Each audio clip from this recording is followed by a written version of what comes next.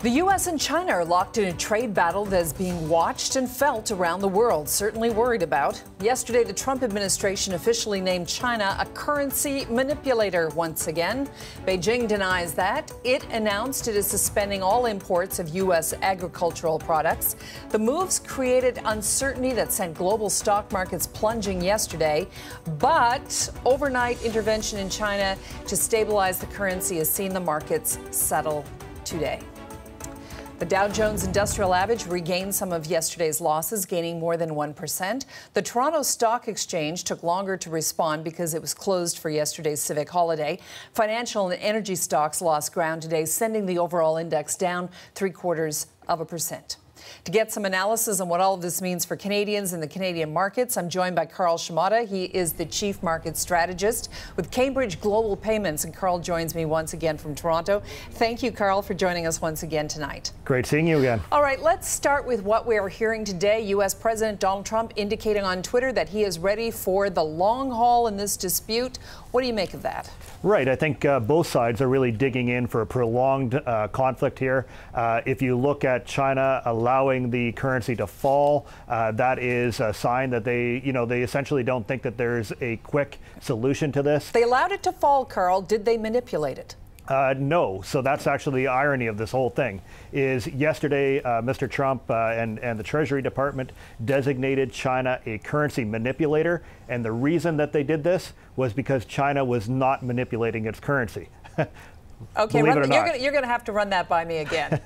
So historically, there's sort of a historical background to this. So historically, China was intervening in the currency. What they were doing was printing lots of renminbi, local currency, using that to purchase U.S. dollars, and thereby lowering the exchange rate. And so what this did was it helped the Chinese economy to be more competitive on a global scale.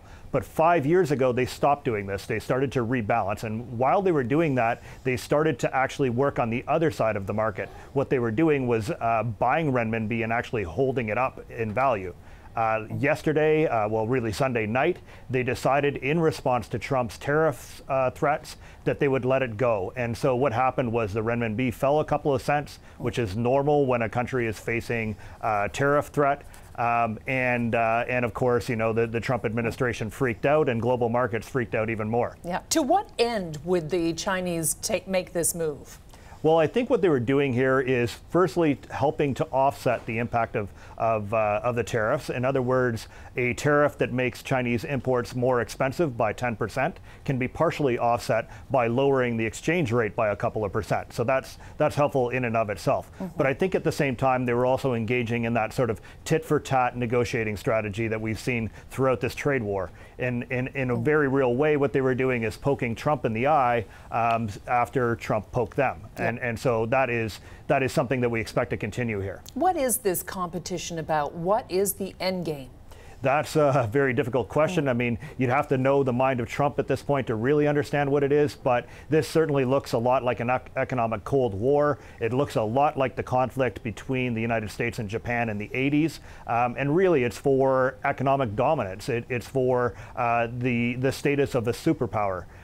The U.S. is hoping to hold China back a little bit and to achieve a fairer deal for its workers and its citizens. And on the same, by the same token, China is looking to protect the gains that it has achieved and to continue lifting people out of poverty. This is difficult for everyone because China's not like, I wonder, was Japan as integrated in the global economy as China is today? No, and to some extent, the imbalances at the time with Japan were far more profound, and everyone understood that they were a problem. Today, we're in a bit of a different situation.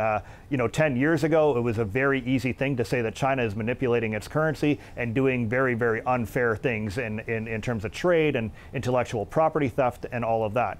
Today, it's a much more nuanced situation, and the linkages between the two economies and between the rest of the economies in the world are so much deeper than they were in the 80s. How does Canada navigate this, Carl? This is sort of I think of the African proverb, the idea that, that the grass gets trampled when the elephants fight. We're in exactly that scenario today. We're the grass? Yes, absolutely. Not a very, motivational speech that I'm giving here, but, we're in a very dangerous situation. We're poised between these two adversaries, and we have to be very, very diplomatic and careful about what we do in order to avoid enraging either of them. That is a whole other conversation, Carl, with a lot of political tendons attached to it. Thank you for joining us tonight. Thanks for having me. Okay, Carl Shimada is the Chief Market Strategist with Cambridge Global Payments. Carl joined me from Toronto.